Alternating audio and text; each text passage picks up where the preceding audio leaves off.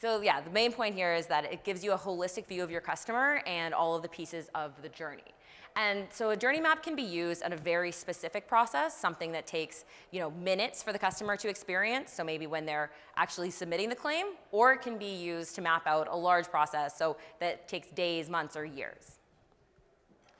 So today we're going to use the journey mapping from a hypothesis-driven approach. So we've got a lot of experts in the room, a lot of experience. So we're going to map out the customer experience based on what we know. But if we were using this as part of a bigger project, we really believe it's important to do our research and make sure that we're not just building our process around assumptions, but we're actually taking the time to understand what the customer's experience involves. So we can do this first by scouring the information you already have, talking to experts, different people in your organization, looking at call logs or web analytics, whatever you might have, customer experience reports. But we also do a lot of customer research where we actually go out and talk to customers. When we can, we get the customer to walk us through the process or observe them going through it, because often we can identify opportunities or challenges that the customer is having that they might not articulate to you or mention to you because it's something that they don't even notice. One example is when we're working with people in offices, often when they're using a system or a process, they might have their own guides or papers that they're using as workarounds, that if you recognize that they're looking at another sheet of paper when they're going through your system, that you might actually be able to build that in.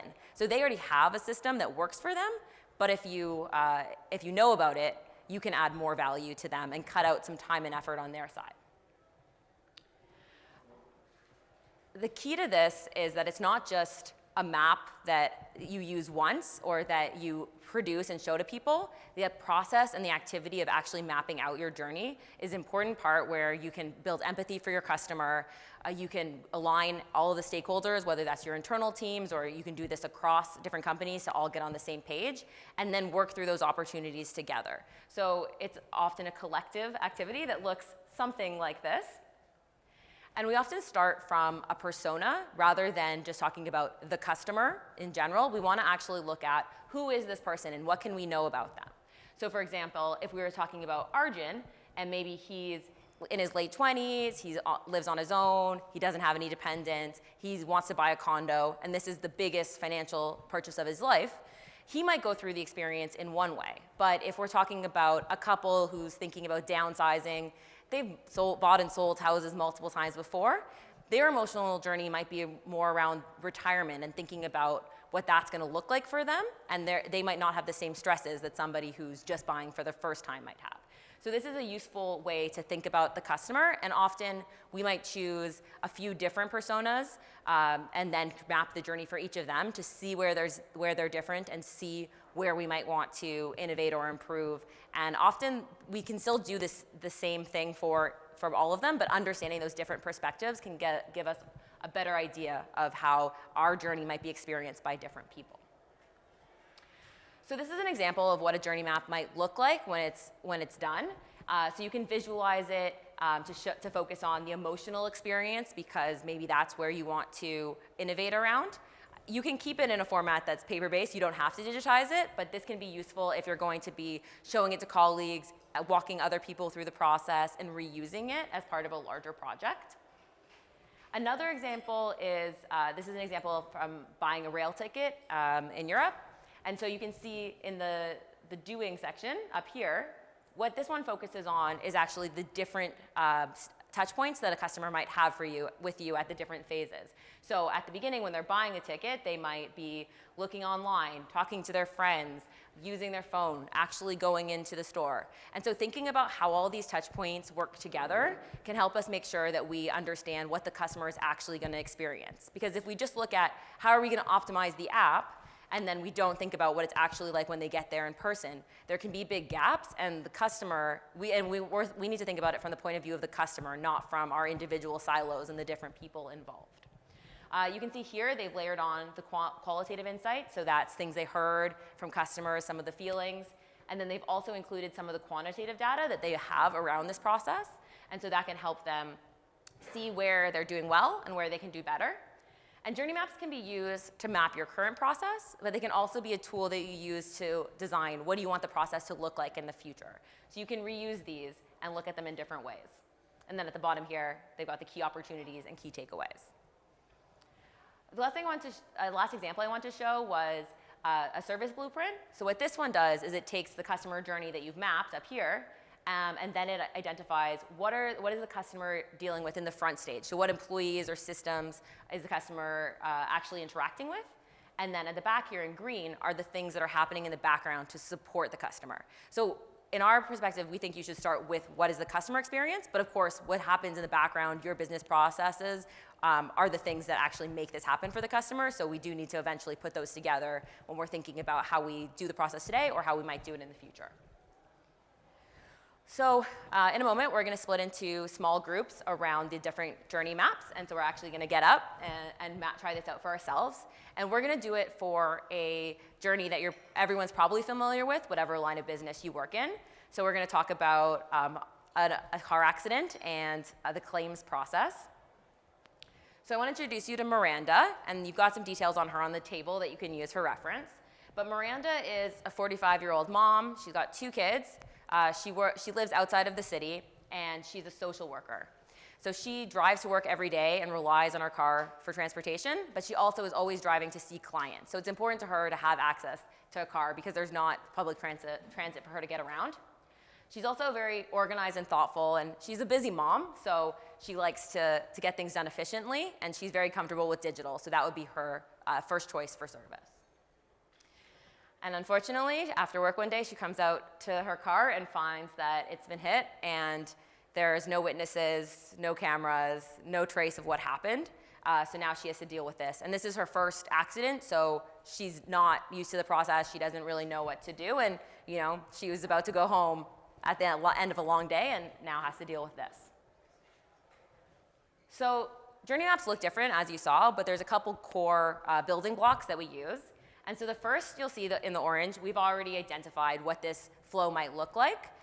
So you can familiarize yourself with it, but it's basically the idea is that she finds her car, she calls the police, they tell her she actually has to go to the collision center, which she wasn't aware of, and then as she's getting it sorted, she talks to her broker, who is great, obviously, but the insurance company doesn't get back to her, so she is a little bit frustrated over the timeline that she's waiting for and calling back her broker to find out what's going on and when is this going to be solved. And eventually, it gets sorted out, and she can go pick up her car and pay the deductible. So you can take a look at this. Feel free to move things around, and that's why we use sticky notes, is because you can actually rearrange them and change the order, and you can add to it. You can add the touch points that she's using. We'll keep this simple for today because we want to actually spend the time on the other parts of the journey, but feel free to add to it. So the next thing we're going to do is identify what are some of the things that she's thinking and feeling. So when her car gets hit, what are the first things that crosses her mind? Is she maybe worried about, picking up her kids from school or getting dinner? And then what are some of those emotions she might be having? The next step we'll do is assess the health of the journey. So for today, we're going to focus on the pain points and identifying what the biggest pain points are. But when you do this, you can use this as a tool to identify what are the moments of truth, what are the pain points, what are the best points for the customer, because all of those things can help us identify areas where we can look at the process in a different way and then decide where to innovate. And so for today, we'll focus on the biggest pain point and identify some ideas or opportunities around how we can make this process better. But when you do this yourself, you can focus on any part of the journey. So a couple things to know before we get started. There's not going to be enough time. So this is going to be rushed. We normally do this with prep, and we have, a couple hours, a couple days. We're going to do just a 30-minute session, so don't worry about getting everything done. A big challenge that we have as experts is that we have more context than our customers do. So we know why things work the way they do. And a lot of the times when our customers get into a situation, they have different expectations. They might be totally wrong, but that doesn't matter. We need to understand where are they coming from, because that's where we have to start. And then the last thing is when you're doing this on your own, if you're doing it on your own or you're doing it with a colleague, any place that you're confused or you're debating or you're unsure, what that normally says is that you need to do more research and we need to learn a little bit more about the customer experience. So for today, we've got a bunch of different people. We're going to do this based on what we know. So we don't need to worry too much about that, but in the future, that's where we would suggest more research. So any questions before we get started? No? Okay, so you've got some instructions and personas at your table. And so if you can grab the markers and sticky notes and sort of go around these 5 different areas. Ziyan, Vince, and myself will be around to answer questions and help out.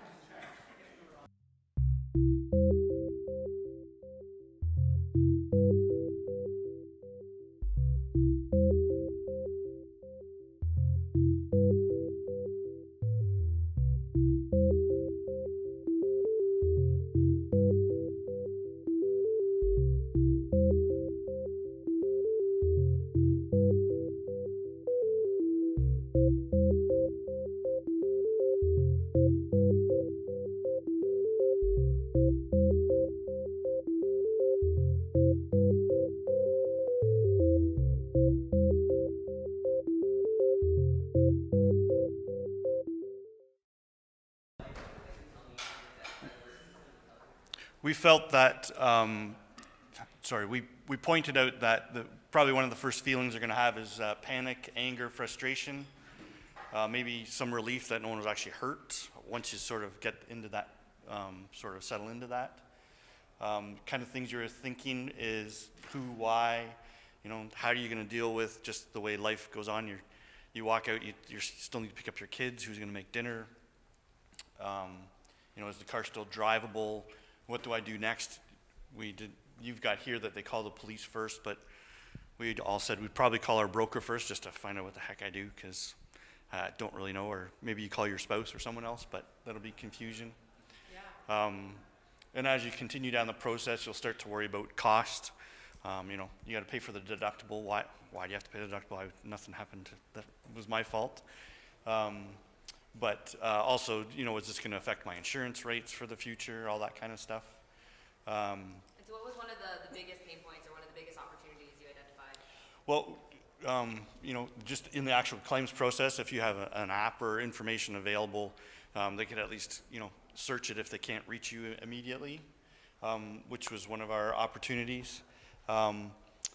For the broker, it's an opportunity to educate your clients on the process right from the very beginning, because there's lots of wait time and potential for frustration. So if it's going to take 2 weeks to happen, you may as well let the client know right away that here's the process, and explain it to them so that they have a better understanding of the claims process. One of the guys we were talking to said he had his first fender bender in his life just not too long ago, and he really didn't know what to do. So I'm sure we have lots of customers that are in the same process. We talked about one of the opportunities is maybe through the whole process, if there was a way for the customer to sort of self-serve, either information sent to them by text message or email, or if there's a portal that they could log in and see where in the process it is for themselves. That would eliminate some of the frustration of the whole process for the customer. Our final one, sort of on the exit strategy at the end of the process, is follow up with the customer after the claim's been solved, maybe with a survey or an actual phone call. Yeah, so basically we inserted a couple things into the doing. Before she asks around or calls the police, she Googles it or calls a friend, be like, what the hell do I do? A lot of just negative thinking. Like, there's someone in our group who seems to hate the insurance industry a little bit. But, like, my broker sucks, insurance company sucks. This is why people hate insurance companies. Is this going to affect the price? How can I resell my car? All that kind of stuff. And so I did just like everything is bad in the feeling. What we, like right when they call the broker, it's a really good opportunity to set the context of how the whole thing is going to go. If they know they're going to be waiting, and if they're told they're going to be waiting, then it won't be so painful. Just like, yeah, so this is going to happen, then you're going to have to wait, and then they expect it, because what causes the upset is the unfulfilled expectation more so than anything else. Follow up. Show progress. So somebody said something about apps as well. So that's good. And then at the end, we put opportunities to actually sell more products. And like joking aside, like the extended accident benefits and stuff like that. If something like this happens, and then they never thought that any of the enhanced coverage applied to them, maybe now they think that it will, and that could be an opportunity for them to have more coverage and for you to sell more to them. So, yeah. Exercise that we just did had to be in a specific persona. So in this case, it's like a mother of two. But if you're doing this in general for your customers and you'd have different personas for your customers, how would you do this technique? Yeah, that's a great question. So I think in a lot of companies, they're coming up with personas, and this can be a sophisticated exercise where you build the personas based on your customer base, so on real data, and sort of similar to a segmentation exercise. But I think that you don't necessarily have to go that far if you're just doing this in your team, thinking about what are the different kinds of customers and choosing a couple representative ones that might help you see the process from a couple different perspectives and help you identify ideas. Is there any other questions about the process? No? So I think like this is interesting. It's interesting to see where you went with it. I know that, for example, like RBC Ventures recently came out with an app called Drive. So they're just testing it out, but it's interesting because they're trying to get all of your information in one place, so get you to put in your insurance information and store all your insurance documents. And so I could see, and it has like the price of the value of your car and a whole bunch of things. I don't know if that will succeed. I don't think it does very much for you right now. But you can imagine, because I think there was a question mark in conversation here about do people use the app? And so the question is, how do you get involved earlier in the process and get them using the app for something useful so you become part of a life so that maybe it's something that they think about and they know that they have. So there's different opportunities to try to figure out how can you solve a problem and maybe think a little bit broader. That's one of the things. I've worked with some mortgage brokers as well as part of our business, and I'm thinking about sort of the home ownership process and where can you add additional value to your customers so that it integrates into these processes and they're already thinking even top of mind. Do you have any comments or? Yeah, no, I saw lots of great work. There's one thing that I would maybe preface on this whole timeline. We talked a little bit with some groups about how the orange line keeps going, but I'd encourage you to remember that the orange line also has a past, and so before that accident happens, there's a whole lot that can be done to prevent a lot of the downstream problems that we see here. So I'd encourage you to have a think about that. Yeah, absolutely. So journey mapping isn't something that we necessarily just want to map out all of the experiences that we have. We often use it and get started as part of a specific project or a specific process. And then these can be tools that live on in the organization and you can go back to. It helps with communication, but it's really part of larger customer experience projects. So if you have any other questions or you want to talk to any of us about how you can improve your customer experience or map some of your journeys, feel free to reach out to any of us or come and talk to us after the session. So thank you so much for your time today, and we really appreciated everyone getting up and filling out these journeys maps with us.